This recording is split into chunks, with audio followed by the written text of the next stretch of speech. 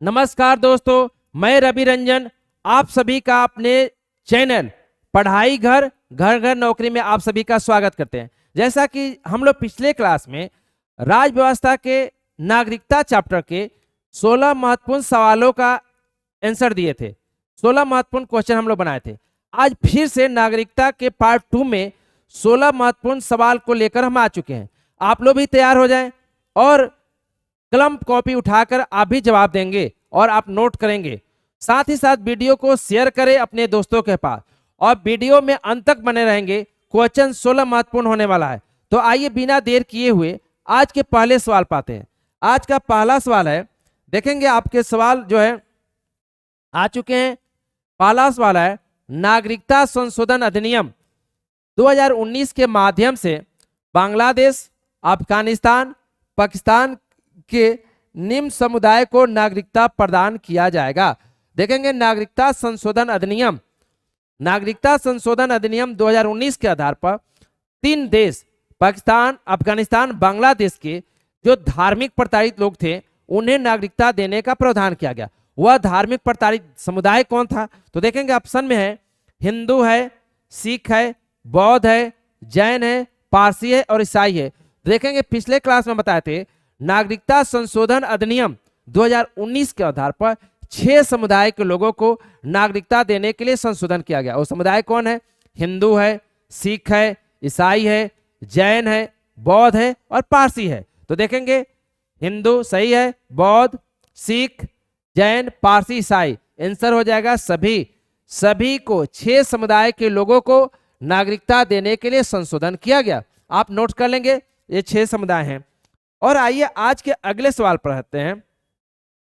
हाल ही में चर्चा में रहा CAA का पूरा नाम निम्न में से कौन है? देखेंगे इसका फुल फॉर्म पूछा जा रहा है। CAA का फुल फॉर्म होगा सिटीजनशिप अमेंडमेंट एक्ट।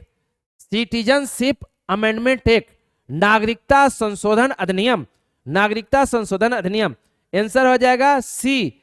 लेकिन इसे CAA को पहले CAB के नाम से जाना जाता था। CAB का मतलब क्या होता है? सिटीजनशिप अमेंडमेंट बिल, नागरिकता संशोधन विधेयक। यही नागरिकता संशोधन विधेयक संसद के दोनों सदनों के बाद जब 12 दिसंबर 2019 को राष्ट्रपति के पास सिग्नेचर के लिए गया, तो राष्ट्रपति के सिग्नेचर के बाद यह जो है नागरिकता संशोधन बिल, नागरिकता संशोधन अधिनियम बन गया, CAA बन गया, सिटीजनशिप अमेंडमेंट एक्ट। आइए आज के अगले सवाल पर देखेंगे। आज का अगला सवाल है, निम्न में से किस अनुसूची में राज्यसभा में राज्य एवं केंद्र शासित प्रदेशों के सीटों का प्रावधान है? देखेंगे यह नागरिकता का क्वेश्चन नहीं है, यह क्वेश्चन शेड्यूल का है, अनुसूची का है। फिर भी हम लोग आंसर देंगे। अनुसूची 4, अनुसूची 5, अनुसूची 6, अनुसूची 7। देखेंगे राज्यों एवं केंद्र शासित प्रदेश के सीटों का वर्णन राज्यसभा में किसका कितना सीट होगा, इसका प्रावधान जो है अनुसूची 4 में किया गया है। अनुसूची 5 क्या कहता है? तो अनुसूची 5 अनुसूचित जाति और अनुसूचित जनजाति के प्रशासन का वर्णन करता है। अनुसूची 6 में सिर्फ पूरे पूर्वोत्तर के 4 राज्य ATMM जो 4 राज्य है उसके अनुसूचित जनजाति का वर्णन करता है। और अनुसूची 7 जो केंद्र और राज्य के बीच, अनुसूची 7 जो है 7 जो है केंद्र और राज्य के बीच शक्तियों के बंटवारा का प्रावधान करता है, जिसमें 3 लिस्ट का वर्णन है। संघ सूची, संघ सूची, संघ सूची, राज्य सूची और समवर्ती सूची, 3 लिस्ट का वर्णन किया गया है। तो आइए अगले क्वेश्चन पाते हैं। आज का अगला सवाल क्या कहता है? देखेंगे भारत में किस प्रकार की नागरिकता है? भारत में किस प्रकार की नागरिकता है? आप आंसर देंगे एकल नागरिकता, दोहरी नागरिकता, A और B, इनमें से कोई नहीं। देखेंगे भारतीय संविधान निर्माताओं ने भारतीय नागरिकों के लिए ब्रिटेन के संविधान से प्रभावित होकर सिंगल सिटीजनशिप, एकल नागरिकता को प्राप्त किया।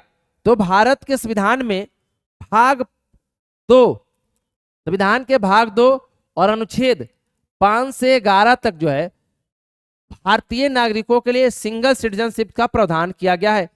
देखेंगे सिंगल सिटीजनशिप क्यों, तो भारत के संविधान निर्माताओं का मानना था भारत में राष्ट्रीय एकता को बढ़ावा देने के लिए, राष्ट्रीयता को बढ़ावा देने के लिए उन्होंने ब्रिटेन के संविधान से प्रभावित होकर सिंगल सिटीजनशिप को अपनाया। लेकिन देखा जाए तो पूरे वर्ल्ड में जहां जहां फेडरल सिस्टम है, देखेंगे जहां जहां जिस भी जिस देश में फेडरल सिस्टम है वहां वहां दोहरी नागरिकता है। एक तो केंद्र की नागरिकता, एक तो केंद्र की नागरिकता और दूसरी राज्य की नागरिकता, राज्य की नागरिकता। लेकिन भारतीय संविधान निर्माताओं ने भारत में फेडरल सिस्टम होने के बावजूद, भारत का संविधान का नेचर फेडरल है, उसके बावजूद भारतीय संविधान निर्माताओं ने भारतीय नागरिकों के लिए सिंगल सिटीजनशिप को अपनाया, एकल नागरिकता को अपनाया। इसका रीजन था भारत में राष्ट्रीयता को बढ़ावा देने के लिए उन लोगों ने सिंगल सिटीजनशिप को अपनाया। चलिए आइए आज के अगले सवाल पाते हैं। आज का अगला सवाल है, देखेंगे पाकिस्तान से आकर भारत में नागरिकता प्राप्त करने संबंधी प्रावधान का वर्णन निम्नलिखित में से किस अनुच्छेद में है। देखेंगे ऑप्शन में है अनुच्छेद 6, अनुच्छेद 7, अनुच्छेद 8, अनुच्छेद 9। आप बताएंगे पाकिस्तान से आकर भारत में रहने वाले लोगों को भारत में नागरिकता प्राप्त करने का प्रावधान किस अनुच्छेद में है। तो देखेंगे आंसर हो जाएगा इसका अनुच्छेद 6। देखेंगे अनुच्छेद 6 क्या कहता है, वैसे लोग जो भारत को छोड़कर पाकिस्तान को चले गए और फिर पाकिस्तान को छोड़कर इंडिया आ गए उनको नागरिकता दिया जाएगा, उसका प्रावधान अनुच्छेद 6 में। लेकिन इसमें एक डेट निर्धारित किया गया 19 जुलाई, इस डेट को लिख लेंगे 19 जुलाई 1948 से पहले। ये डेट याद रखेंगे, डेट डायरेक्ट पूछ चुका है, एनटीपीसी मेंस में क्वेश्चन पूछ चुका है, कई एग्जाम में पूछ चुके हैं वो डेट क्या था। तो 19 जुलाई 1948 से पहले जो लोग पाकिस्तान से पुनः भारत आ गए उन्हें भारत की नागरिकता दिया जाएगा, जिसका वर्णन अनुच्छेद 6 में है। देखेंगे अनुच्छेद 7 भी ध्यान में रखेंगे, वैसे लोग जो मार्च 1947 से पहले, देखेंगे इसमें क्या कहा गया है, मार्च 1947 से पहले जो लोग भारत को छोड़कर पाकिस्तान को चले गए, मार्च 1947 से पहले जो लोग भारत को छोड़कर पाकिस्तान चले गए और पाकिस्तान को ही अपना स्थायी निवास बना लिए, लेकिन पुनः फाइनली रूप से पाकिस्तान को छोड़कर इंडिया आ गए, उनके लिए नागरिकता का प्रावधान 7 में कहा गया है। लेकिन कहा गया उन्हें उसी आधार पर नागरिकता दिया जाएगा जिसका वर्णन अनुच्छेद 6 में, अर्थात 19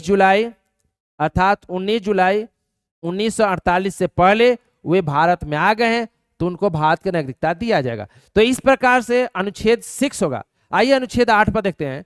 देखिए अनुच्छेद 8 में कहा गया है कि वैसे लोग जिनके पिता, जिनके माता, जिनके दादा दादी, जिनके नाना नानी भारत से बाहर रहते थे, वैसे लोग जिनके दादा दादी, जिनके माता पिता, जिनके नाना नानी पहले इंडिया में थे लेकिन किसी दूसरे देश में जाकर बस गए, यानी भारतीय मूल के लोग, अगर उन्हें भारत की नागरिकता प्राप्त करना है तो उनका वर्णन अनुच्छेद 8 में है। और देखेंगे नागरिकता की समाप्ति का वर्णन अनुच्छेद 9 में किया गया है।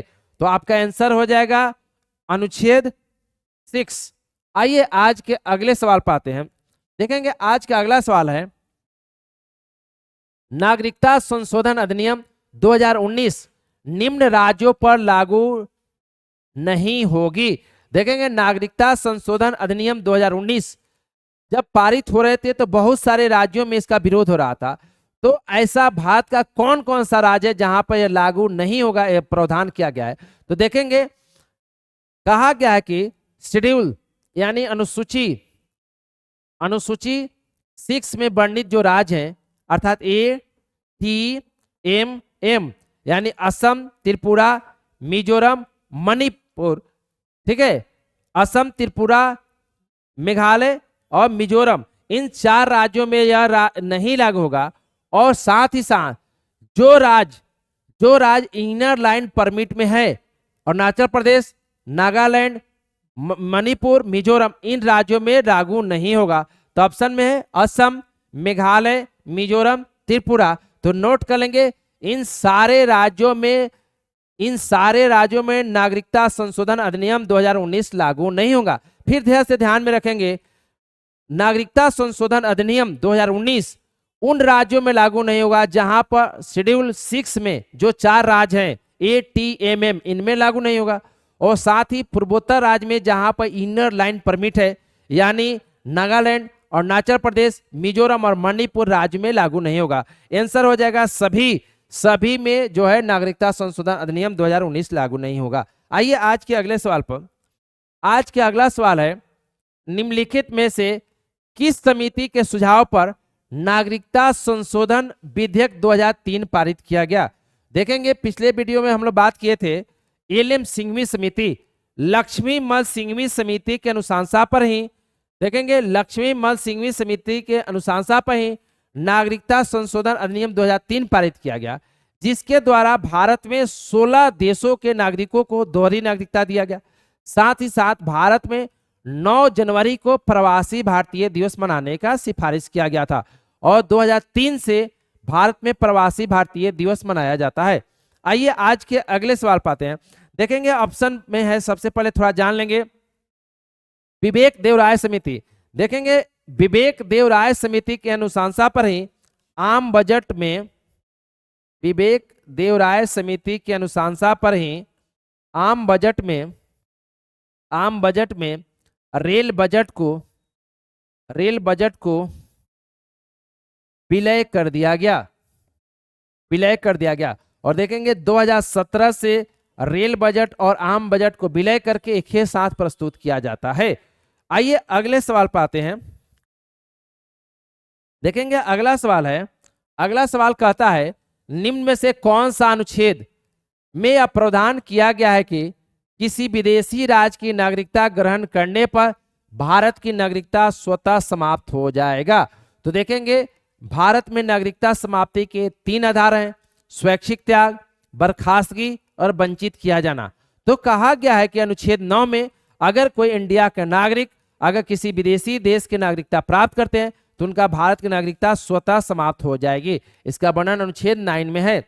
देखेंगे अनुच्छेद 10 में कहा गया है कि आपातकाल को छोड़कर किसी अन्य परिस्थिति में मौलिक अधिकार वंचित से नहीं किया जाएगा।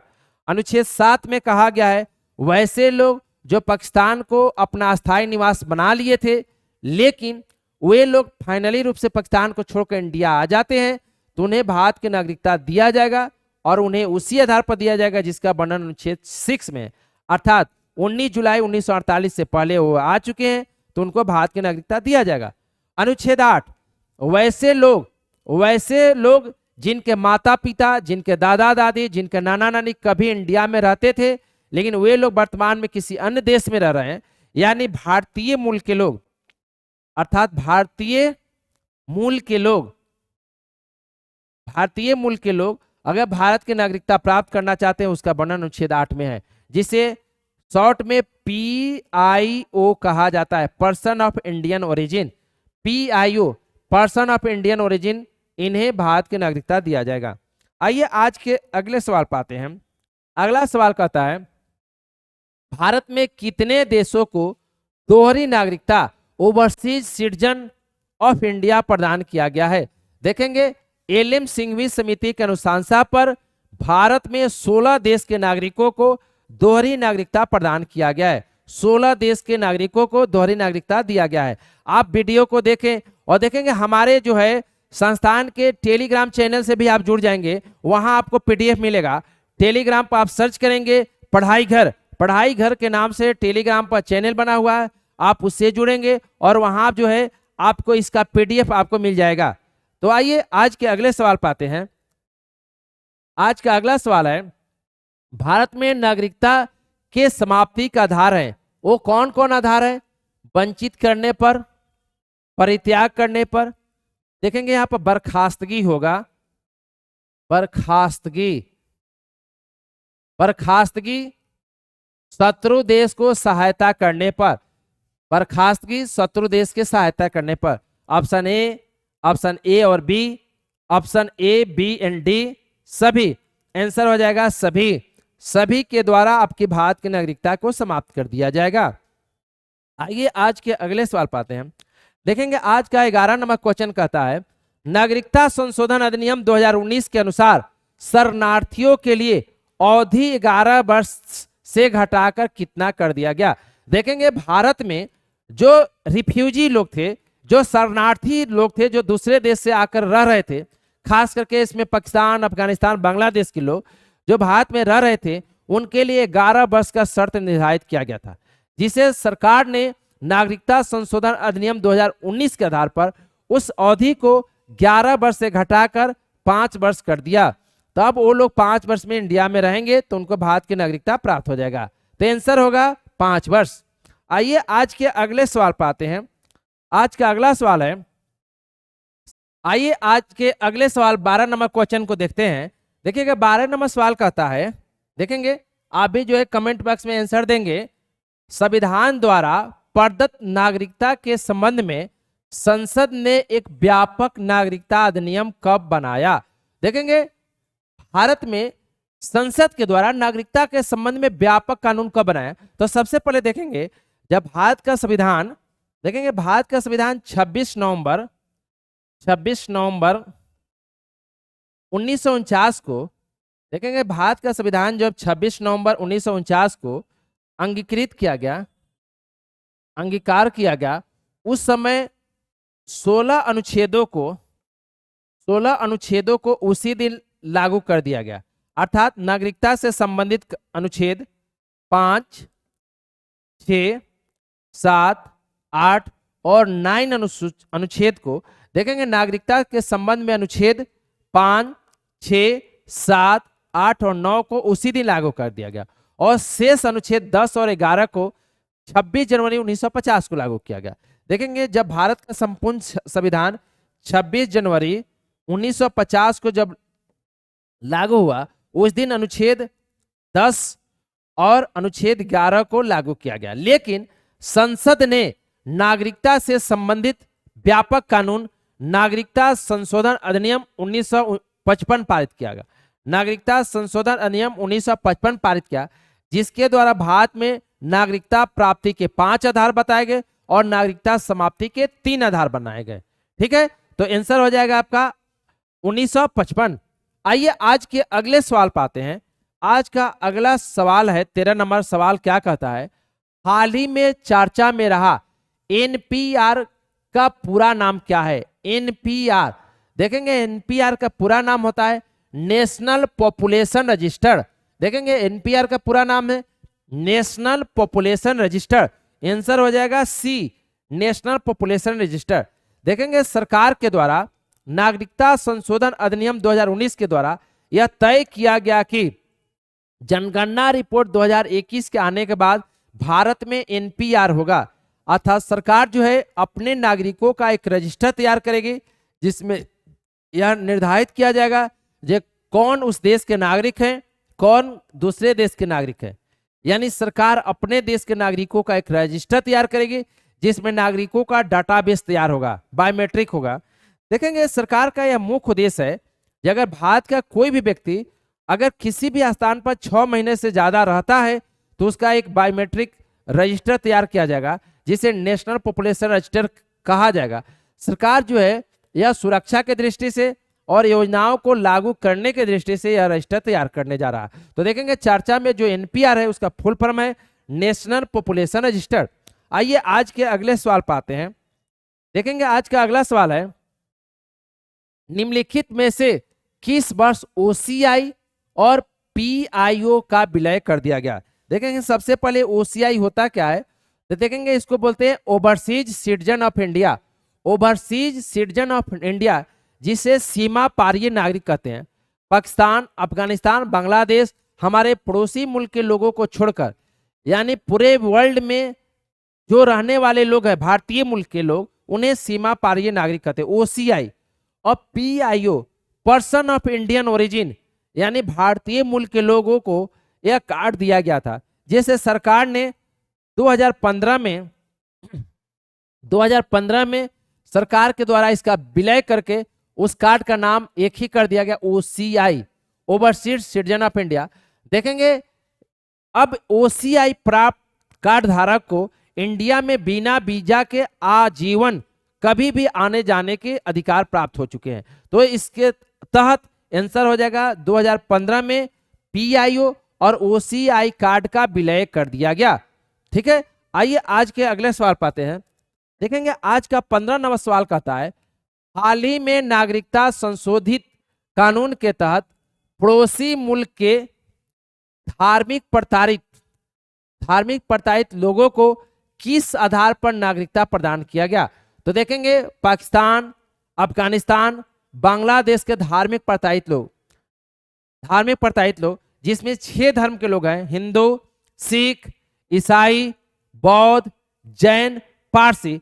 इन लोगों को भारत में नागरिकता देने के लिए नागरिकता संशोधन अधिनियम 2019 पारित किया गया, जिसके तहत जो है जिन्हें पंजीकरण और देशीकरण के द्वारा नागरिकता देने के लिए प्रावधान किया गया। तो देखेंगे आंसर हो जाएगा ए एंड बी दोनों। ऑप्शन में वैसा नहीं है तो आप ठीक लगा लेंगे, आंसर हो जाएगा ए एंड बी दोनों हो जाएगा। आइए आज के अंतिम सवाल पाते हैं। आज का अंतिम सवाल क्या कहता है? देखेंगे आज का अंतिम सवाल है, भारत का कोई भी नागरिक बिना सूचना के कितने दिनों तक भारत से बाहर रहता है तो उसकी नागरिकता समाप्त हो जाती है? देखेंगे भारत का कोई भी व्यक्ति लगातार 7 वर्षों तक भारत से बाहर रहता है तो उसकी भारत की नागरिकता समाप्त हो जाएगी। आंसर हो जाएगा बी। तो देखेंगे इस प्रकार से हम लोग नागरिकता के पार्ट 2 में 16 महत्वपूर्ण क्वेश्चन को सॉल्व किए।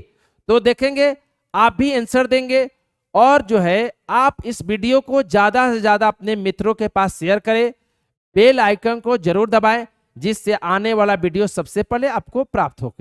आज के वीडियो में इतना ही, फिर हम लोग अगले वीडियो में एक राज्य व्यवस्था के एक महत्वपूर्ण जो है टॉपिक को लेकर आते हैं। तब तक के लिए इतना ही, धन्यवाद।